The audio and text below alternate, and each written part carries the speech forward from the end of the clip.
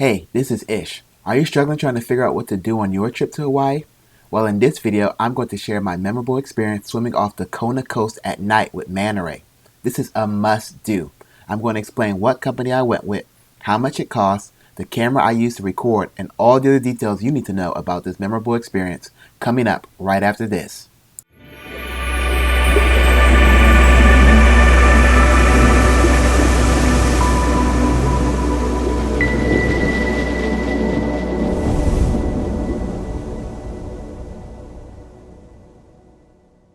Right now, what you're seeing on the screen is I'm walking to the boat which is going to take us out. What company did I go with? I went with Hawaii Island and Ocean Tours. I'll place their website link in the description. There are a number of tour groups out there, so feel free to look around. How much did it cost? When I went, it was $90, and with taxes and fees, it came up to $99.15.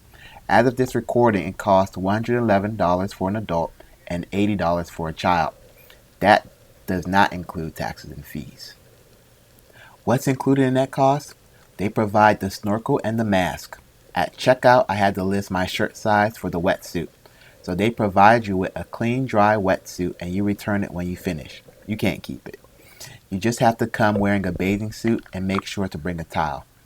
And where are my manners? If this is your first time checking out my channel, I'm Ish. And my channel is focused on travel, experiences, and fun. Swimming with Manta Ray qualifies as all three. I did this on my first trip to Hawaii. It was one of my favorite experiences so far, and it was really fun. So if you like this video so far, hit the subscribe button, turn on the bell for notifications, or just drop me a comment and tell me what you thought of it. You can see from the video, it's pretty dark out. So what time did we go? When I went, it was from 8 to 9 p.m. Their website states they're available from 6 to 12 p.m. though, if you want to go earlier in the day or later. Where did I meet them at? When I met them, it was at Kehau Small Boat Harbor, which is next to the Sheraton at Kehau. After you purchase your ticket, they will provide you details of where to meet them at now if it's changed. Alright, so what camera did I use to capture all this underwater footage that you see on the screen? For this trip, I used the Akaso EK7000. As of the shooting of this video, on Amazon, it runs for $50. And it got some pretty good footage, as you can see. And on Amazon, it has over 12,000 reviews and a positive 4.4 out of 5 stars. I used it to capture everything in its footage. So I will put the link down in the description. And Akaso also has a newer model out, which costs around $70. So if I were to go again, I would probably just purchase the newer one, which has a touch screen and supposedly better video quality. And it's only $20 more, and it's a good investment. I'll also link that in the description. The other thing you want to get is the action camera kit, which costs $20. The kit includes a yellow floating hand grip, which makes it easy to spot in the water, and it has a wrist strap, which you can make sure to snug on tight to your wrist. That way when you're in the water, you know, your camera never falls off, and if it does, it can always float to the surface, and because it's yellow, you'll be able to see it. The case that the camera comes doesn't protect it from condensation. So as you can see in the video, it's clear and there isn't any condensation that's blocking the camera. So the reason I was able to get these clear shots underwater is that I use anti-fog inserts, which also come in the kit. So before you close the camera in the case, you insert the inserts to help with the condensation. So regardless of what action camera you're going to use, you're going to want to get those inserts that come with the kit, or you can buy them separately. And it's good to have more than one or two. So the kit luckily comes with 12. That way they do require a good amount of drying. So you're going to probably be using the action camera if you're in Hawaii in a bunch of different locations. So it's good to have extra. That way you can have the other ones drying while you go out and grab a set of new ones. So the other thing you're also going to need with the action camera is some SD card, and spare batteries, which I'll also link in the description. That way you'll have everything you'll need to get some great underwater footage of this memorable experience. And that way you can say, hey, I was swimming with the Manta Rays.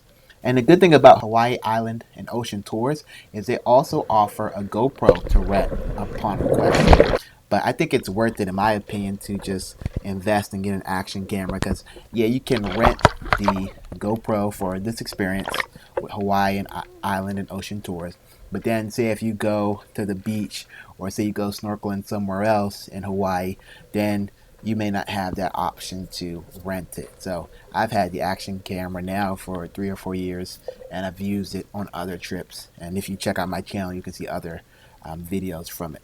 So let me tell you about my experience. So if you've gotten value out of this video so far, make sure to leave me a comment or let me know if you have any other questions that I can do to help. And also go and follow me on Instagram at TheIshExperience. Tell you about my experience. So the boat took us out to the ocean at night, and they asked us beforehand, do you know how to swim? And I was like, yeah, I know how to swim. So when we get out there though, and as the boat's getting out there, I'm like, do I really know how to swim? Because it's a difference between swimming in a pool and then jumping into the ocean in the middle of the night. So I'm sitting there, I keep thinking, I'm like, do I know how to swim? So then they asked me, do you want a life vest or do you want a floaty? I'm like, yeah, I'll take the floaty. So then when we go out there and the boat pulls over, there's a surfboard that the guide takes out. And then on top of the surfboard, there is food that drops into the water that allow the manta ray to come in. And there's also a light underneath the surfboard. So he goes out ahead of us. I have just this floaty. And then I'm sitting there. Everybody else has already kind of gotten out. So I take this floaty and then I slowly put my feet into the water. Try to basically, like when you get in the pool, you always know where the bottom is. You can kind of, even if it's 5, 6, 8 feet, you can always kind of touch the bottom. I'm like, this is the ocean. So basically, I'm floating next to the boat, doing a doggy paddle next to the boat, trying to hold on to it. And then I'm looking at where the guide is at, and that's like a good few feet away, like 10, 15 feet away. So the guy in the boat looks like, hey, go float, go swim over there. And because I'm still by the boat. So nervous as I am, I go over and then I start trying to float. It's basically try to doggy swim with just this floaty on me. Like, hey, as I'm going, I'm like, hey, how good of a swimmer am I? I'm really finding out in this moment in the middle of the night, and it's dark, and there's, of course, the guide and the tour group was really great, but I'm still like, do I really know how to swim? So I'm like doggy paddling as fast as I can to get to the surfboard. So then I get to the surfboard. Luckily, I haven't fallen under. I make sure that floaty was right underneath me. So then I hold on to the surfboard with both hands. There's a rope that's attached to the surfboard. So I hold onto the surfboard with both hands. I got my action camera in my right hand, and I'm sitting there with the snorkel mask kind of on my face. I'm trying to fix it, trying to reposition it. So the guy looks at me. He's like, yeah, come on, put it on, put the mask on. Like, look down. Gotta look down. So then I got the mask. I got everything secure. This is my first time ever going snorkeling anywhere. Period. Not even like in a little pool. This is my first time ever using really a snorkeling or a snorkeling mask. So I put the mask on and I look down. And what you're seeing on the screen is what I see.